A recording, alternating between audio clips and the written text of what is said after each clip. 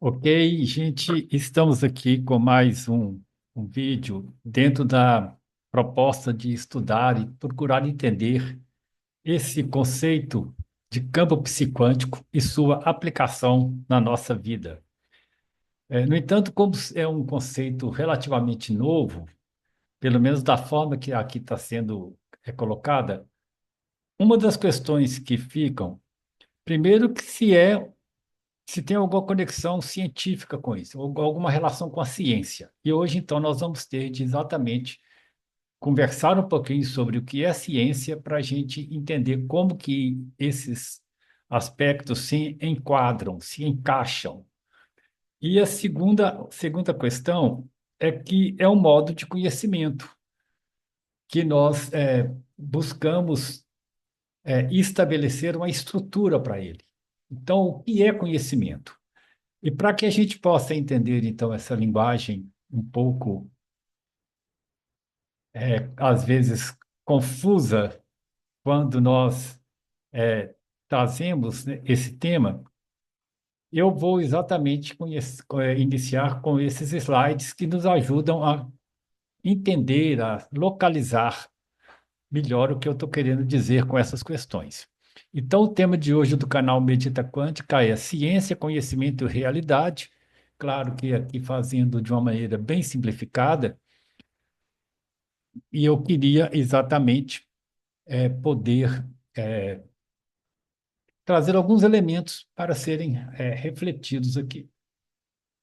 O que é que nós vamos fazer? Nós estamos numa abordagem epistemológica, então esse é o primeiro aspecto, né? Nós estamos estudando o que é o conhecimento, como podemos conhecer. Daí, quatro tópicos que eu vou abordar aqui.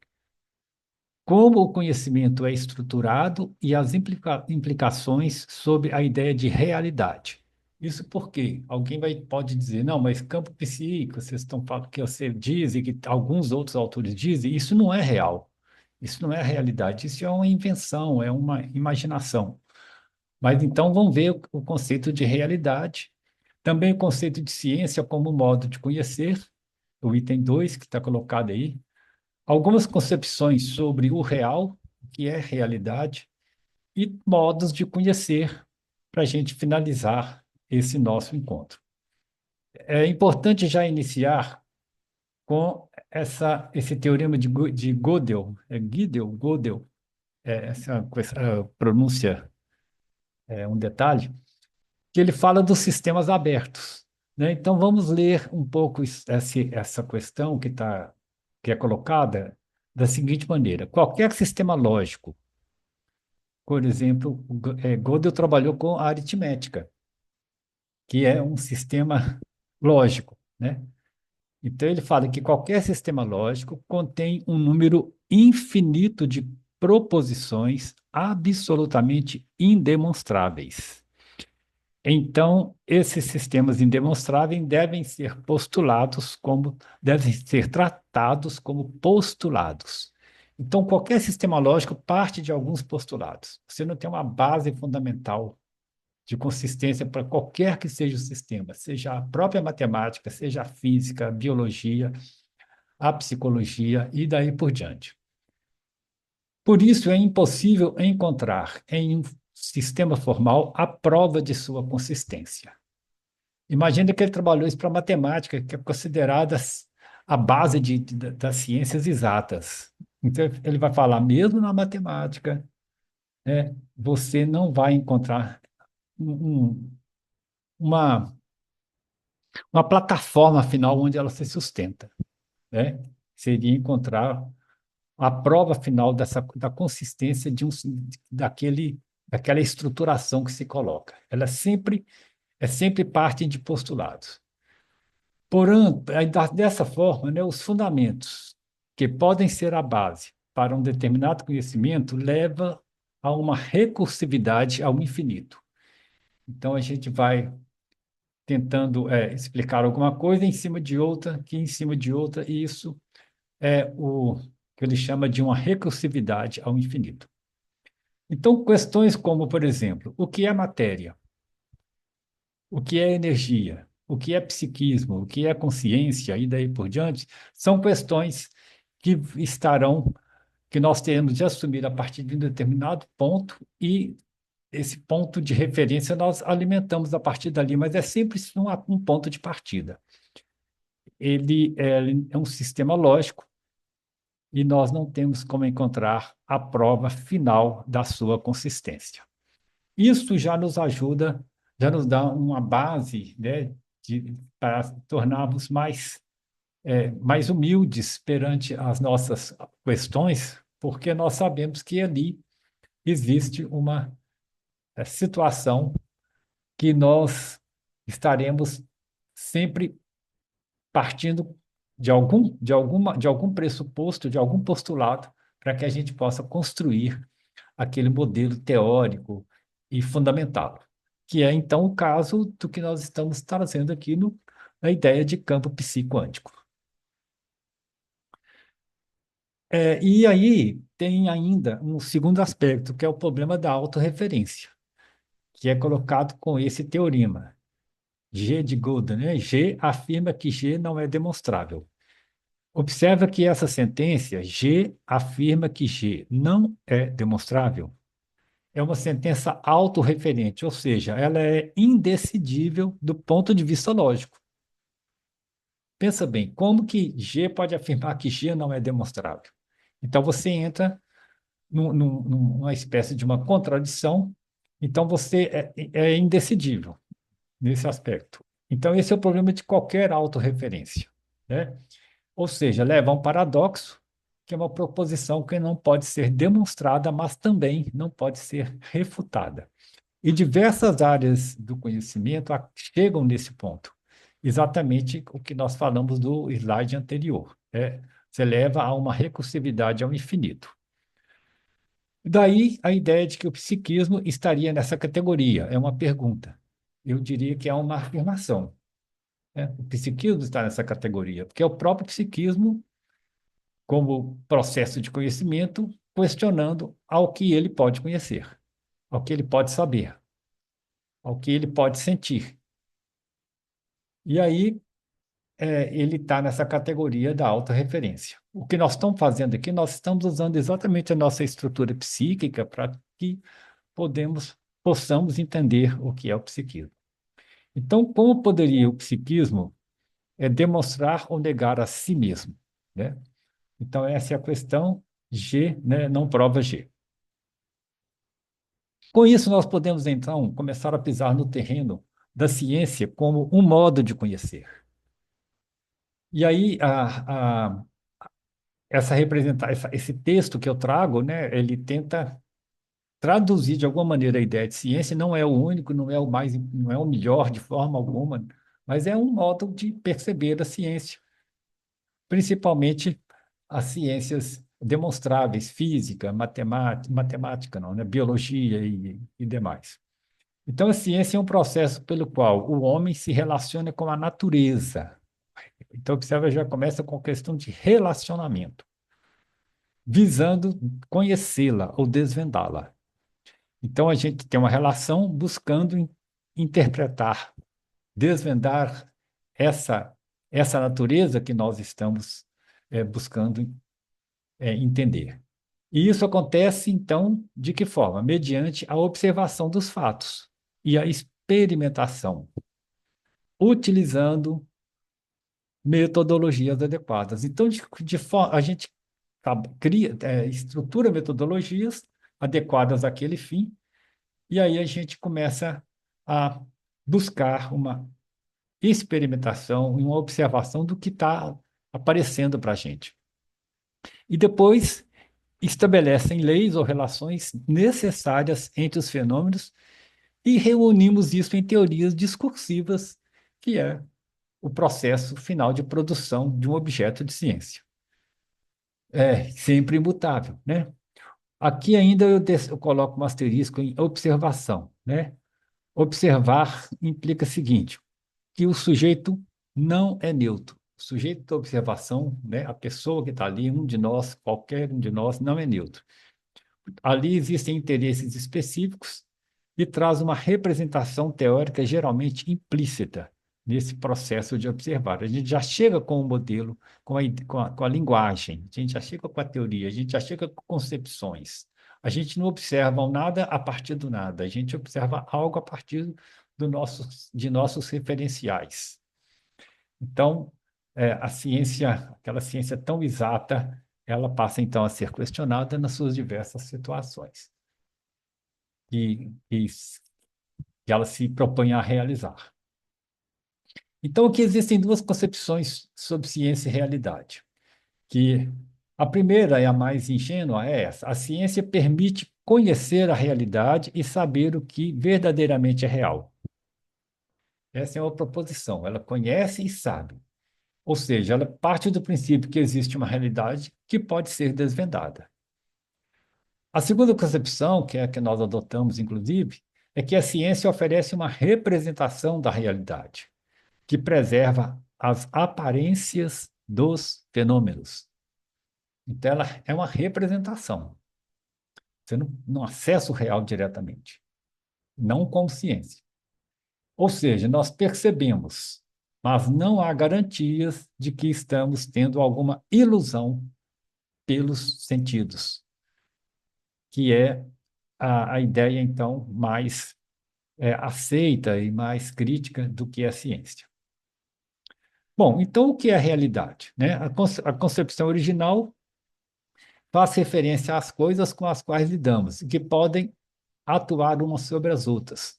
Por exemplo, nós tocamos um objeto, então nós podemos dizer que ali nós estamos tendo uma experiência de realidade. Nós veremos mais à frente, principalmente quando estivermos trazendo alguns elementos da física, o que é tocar um objeto, né? Nós vamos ter que entrar nessa questão. Então, deixa aí por enquanto, mas a concepção original é essa.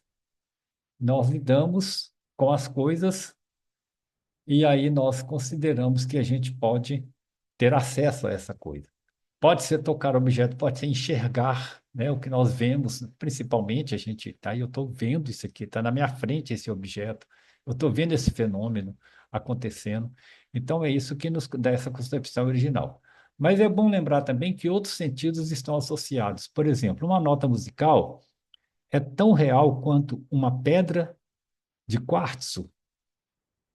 Um perfume seria menos real que uma folha de papel? Então, qual a realidade da onda eletromagnética, que é a onda que vai permitir propagar os sinais, né, diversos, né, sinais da internet, sinais de TV, de telefonia, etc. E como, então, avaliar a realidade de um sentimento? Então, não, isso você está tendo, a pessoa está tendo sentimentos, né, uma qualia, um aspecto interno, não, isso não é real. É dela aquilo que está acontecendo. A realidade de uma emoção e mesmo de uma ideia, de um insight. Então, todas essas questões, elas nos permitem discutir essa questão da realidade de uma maneira mais ampla do que aquela concepção mais simplificada, mais ingênua. Ainda é bom lembrar que o conceito de realidade, ele tem vários pontos de vista, né? É, o conceito de realidade como algo que existe independente de nós. Independente de nós. Esse é um ponto de vista ontológico, né? O ser de alguma coisa que existe por si mesmo. O segundo, depende do nosso entendimento sobre o que observamos, do nosso entendimento. Então, esse ponto de vista é o ponto de vista epistemológico, né? O que é que nós estamos fazendo aqui? O que é o conhecimento? O que é que nós podemos conhecer? É, Também tem esse terceiro ponto que fala que só existe algo real, né? Só existe quando tomamos consciência dele. O solipsismo, essa é uma concepção também que permite uma discussão bem interessante. Não quer dizer que ela é única, é verdadeira, mas é pertinente essa discussão. E, além do mais, né, é fundamental entender que a realidade relaciona-se à cultura e a um código linguístico. Então, a gente trabalha isso sob o ponto de vista sociocultural. Então, todos esses aspectos nos permitem entender ou pelo menos abre espaço para a gente discutir mais profundamente o que é realidade. Então, quando alguém fala alguma coisa, isso é real ou isso não é real, nós podemos trazer esses elementos à discussão à luz dessas visões que estão sendo colocadas aqui. Então, para falar isso, pensa um pouco e avalia sobre que aspecto que você está falando que é ou não real. Tem ainda um elemento muito importante, que é o sujeito estruturante do real e a comunidade de indivíduos envolvidos naquele processo, né? Aí eu vou ler a frase com vocês. A descrição de real tem uma validade dentro de uma determinada comunidade de indivíduos, de acordo com suas categorias de verdade, suas normas, suas descrições, sua linguagem e seus paradigmas. Então, são vários elementos que entram para a gente considerar essa ideia do que é real, do que é realidade. Então, imagina, por exemplo, a concepção de mente, que é um ponto central que nós estudamos aqui. A neurociência tem uma concepção. Se você vai para o budismo, como modo de conhecimento, tem outra. Se você vai na psicologia, tem outra e assim por diante. Por quê? Os indivíduos estão ali colocando-se dentro de uma comunidade com normas, descrições, linguagem e paradigmas específicos. Então, a gente precisa de entender é, em qual, em qual grupo que nós estamos atuando para discutir um tema como, por exemplo, mente, ou pode ser psiquismo, ou consciência, etc., ou qualquer outro, né, mais objetivo, mesmo um físico ou, ou da área da biologia, por exemplo. E essa estrutura mental, ela tem um fator muito interessante que eu vou ler, que é citado pelo Pedro Demo. Eu acho que vale a pena ainda a gente colocar isso como uma problematização. Então, a estrutura mental e a questão da demonstração, ou seja, como você pode afirmar, afinal, né, que aquilo é verdade, que aquilo é real. O que, afinal, podemos afirmar? É essa a questão. E aí, Pedro Demos coloca uma frase que eu acho intrigante e que merece ser avaliada com muito cuidado, mesmo que aqui eu vá apenas citá-la. Diz o Pedro Demo: a ciência jamais será capaz de provar de forma definitiva e insuspeitável algo sobre qualquer objeto que almeja encampar. O entendimento humano contém insights que não podem ser provados. Tudo depende da nossa estrutura mental. E aí a gente cai novamente na questão da autorreferência, porque estrutura mental, se nós formos falar de campo psíquico do nosso psiquismo, é a própria estrutura mental do psiquismo fazendo autorreferência, né? Buscando entender aquilo que já pertence a ele. É o olho buscando ver o olho. De certa maneira, essa estrutura ela é fundamental. Tanto é que às vezes a gente entende algo numa certa época da vida de alguma maneira e depois de alguns anos a gente continua lendo, estudando e pensando naquilo de vez em quando e ali, num certo momento, a nossa estrutura mental, a nossa estrutura de compreensão muda e a gente muda também o entendimento daquela questão. Isso é muito comum, várias pessoas devem ter experiência disso. Ainda devemos lembrar que a realidade, né, ela está associada a uma representação, né, dentro daquele conceito que nós tínhamos colocado no início, né? O que podemos fazer é uma representação da realidade que preserva a aparência dos fenômenos, ou seja, nós não atingimos a coisa em si. Só para citar o exemplo mais simples, né? Na física, o elétron, ele pode ser, no modelo padrão, é uma partícula sem estrutura interna. Na teoria das cordas, é um filamento que vibra. Tudo é física, né? Tudo está dentro da física e, no entanto, aí existem essas duas, né? Algumas podem ter outras abordagens, mas tem duas abordagens diferentes para um mesmo objeto chamado elétron. Então, são representações diferentes para esse mesmo objeto. Essa questão também se está na física, que parece ser a ciência de representação mais viável, mais possível de ser percebida, imagina as outras áreas do nosso conhecimento. Muito mais difícil, obviamente. Daí, a estruturação da realidade implica o seguinte: a ciência não alcança a realidade última do mundo. O conhecimento é estruturado, então é isso que nós vamos fazer ao longo de todos esses nossos vídeos. Ou seja, existe a impossibilidade de uma fundamentação definitiva. E o mundo aparece tal como o observador o organiza para ser visto. Ou seja, seu pressuposto cultural e linguístico. E aí nós caímos no contexto sociocultural. Depende, né, de onde nós estamos, conforme a gente já havia, inclusive, falado anteriormente, né, daquela comunidade de indivíduos, da estrutura, da cultura, da história, da sociedade que está ali atuando. Então, a realidade como estrutura a proposta, inclusive, que a gente faz aqui. É bom deixar bem claro, nós estamos estruturando um modo um modo de observar o psiquismo que nós chamamos, então, de campo psi e, logicamente, de nos observar, no sentido ontológico, no sentido do ser daquilo que nós estamos vendo. Só para deixar isso aqui como uma questão a mais a ser avaliada, essa frase do Pierre Weil, né? A realidade e a consciência do sujeito. E Pierre Weil escreve essa fórmula, eu acho muito interessante, e deixo aqui também como uma proposição para ser avaliada, pensada e aprofundada. Depois nós devemos retomar isso ainda, num certo momento. Mas ele diz que a vivência da realidade é função do estado de consciência. Então, dependendo do estado de consciência do sujeito, do meu estado de consciência, diante de um evento, eu tenho uma determinada vivência. Ou seja, eu tenho uma determinada realidade vivenciada. Eu costumo citar o exemplo por exemplo, do pouso. Imagina três sujeitos, né, pessoas sentadas no alto de uma montanha e está havendo o pôr do sol naquele dia, naquele horário ali.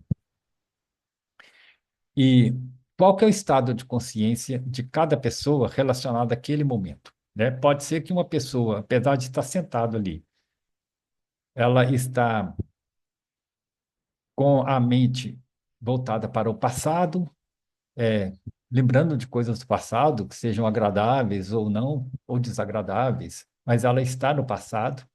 Pode ter uma pessoa que está também sentada ao lado dela, com a mente voltada para o futuro, imaginando coisas, preocupada com alguma coisa. E pode ter uma pessoa, uma terceira pessoa, que está ali sentada, vivenciando aquele momento ali, exatamente do jeito que está acontecendo, vivenciando todo o seu corpo, toda a sua estrutura psíquica e emocional, ao contemplar, simplesmente contemplar o pôr do sol, nem no passado, nem no futuro, mas presente. Então, isso, claro, é um exemplo simples, mas é só para ilustrar o que significa estado de consciência e vivência da realidade diante de um determinado evento. Né, e os eventos então não são independentes da estrutura mental da pessoa. Né? Já chegando ao final, é, a questão da proposição da filosofia em relação ao que pode ser verificado como reconhecimento, como realidade. Né? Aqui é muito citado Kant. Ele fala o seguinte: só podemos conhecer e aplicar nossas categorias de conhecimento a um objeto possível de ser experimentado pelos sentidos. Aqui, praticamente na visão da física clássica, Kant está naquele momento da física clássica emergindo, né, gloriosamente, a partir de Newton e vários outros físicos da época. O que não se encaixa nessa proposição tem o estatuto de metafísico. Então, o que é metafísico no sentido clássico? Depois nós vamos ter oportunidade de voltar um pouco nisso. metafísica do sentido clássico significa que você tem proposições impossíveis de serem acessadas diretamente pelos sentidos e que não podem ser confirmadas nem refutadas. Então, se elas são impossíveis de ser acessadas, então não pode ser confirmada nem refutada. Então, portanto, essa proposição não é científica. Daí, dentro dessa concepção, a proposição, por exemplo, Deus é uma proposição dessa, o espírito, que a gente fala, o psiquismo, talvez a imortalidade. Então, são vários pré-conceitos, né? Conceitos prévios que já estão colocados hoje como metafísicos. E as pessoas acham, isso não encaixa como conhecimento, é a sua visão privada de mundo. E a gente deve, sim, colocar isso em questão, né, se é realmente um processo metafísico ou não, dentro da concepção de Kant, claro. Lembramos que Kant considera que conhecer é estabelecer um juízo. Isso é bem interessante, né? Conhecer é estabelecer um juízo. Mas essa questão, ela fica aqui como um ponto de reflexão, eu não vou entrar muito, mas ele nos prepara para o próximo slide que eu estou abrindo, que é esse aqui. Como então nós podemos, já que nós estamos falando de campo psiquântico, como nós podemos atribuir esse campo o estatuto de real, né, de realidade, dentro de tudo isso que nós estamos falando aqui, né, dentro dessa visão crítica? Então, eu vou colocar dentro dessa duas questões aqui, né?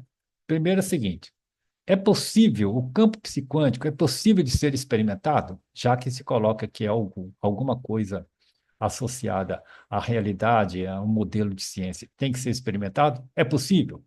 A resposta é sim, desde que a gente entenda que o campo psiquântico, o campo psi, ele está associado aos pensamentos, emoções, sentimentos, ideias que nós temos e partilhamos no nosso meio, inclusive o nosso meio social, né, com outras pessoas, inclusive, é, isso nós chamamos de campo psiquântico, né? Isso acontece no campo psiquântico. Então, pensamento, emoções, ninguém pode negar que não tenha pensamento. O que é que nós estamos fazendo aqui nesse momento? Né? Ideias, emoções e etc. Então, é possível de ser experimentado, intimamente, mas é possível. E coletivamente, possível de ser observado. Né? Vai no estádio de futebol, num jogo daqueles bem disputados, e observa o que está acontecendo ali. E tem vários exemplos, outros exemplos, né?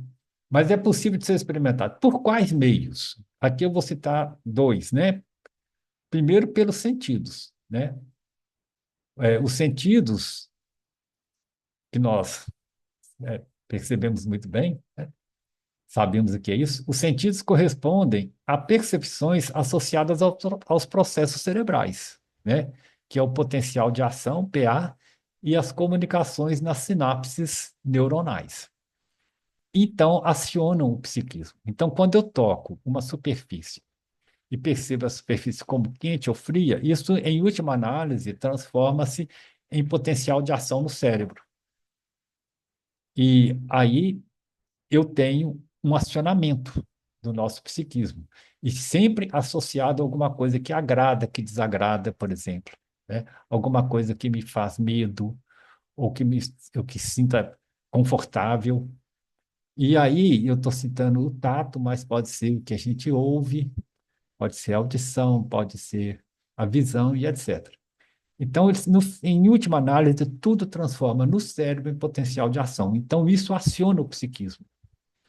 Então, isso está associado à ideia de campo psicoântico. Então, pelos sentidos é um meio. O segundo, pelos estados de consciência, ou seja, pode ser que eu consiga é, como acontece às vezes na meditação, quase que anular os sentidos, né? Você tem um estado geral de conforto físico, biológico, que os sentidos estão praticamente neutralizados, mas a gente tem estados de consciência, por exemplo, o estado desperto, tem vários níveis de percepção, estado desperto, né? O exemplo que Eu coloquei nesse slide aqui da vivência da realidade. É um exemplo desse, né? Vários níveis de percepção, mas também sonhos são estados de, de consciência, os estados místicos ou os estados alterados de consciência, que também são muito estudados, principalmente pela psicologia transpessoal, né? As experiências fora de corpo, tem várias comunicações a respeito, inclusive envolvendo EQM. Então, são aspectos próprios do psiquismo. Isso que nós chamamos de aspectos relacionados à realidade do psiquismo, né? Então, o campo psiquântico é onde acontece, agora a frase em vermelho para a gente ir encerrando, é onde acontece a nossa percepção do mundo, tanto externo quanto interno. E, nesse sentido, corresponde à representação que fazemos ou que estruturamos sobre a realidade, que a gente atribui a esse campo. Bom, vamos parando por aqui. É, esse, esse slide é mais um. Esses slides, né, são mais elementos para a gente ir estruturando, como é a proposta bem colocada aqui hoje, da ideia de campo psiquântico. Então, vamos parando, agradecendo, né, a oportunidade da gente estar aqui discutindo, pensando, e principalmente que eu possa estar gravando e registrando esses estudos que são parte de um seminário que eu trabalho em grupos, né? Mas aqui fica colocada mais uma ideia a respeito disso. E até mais.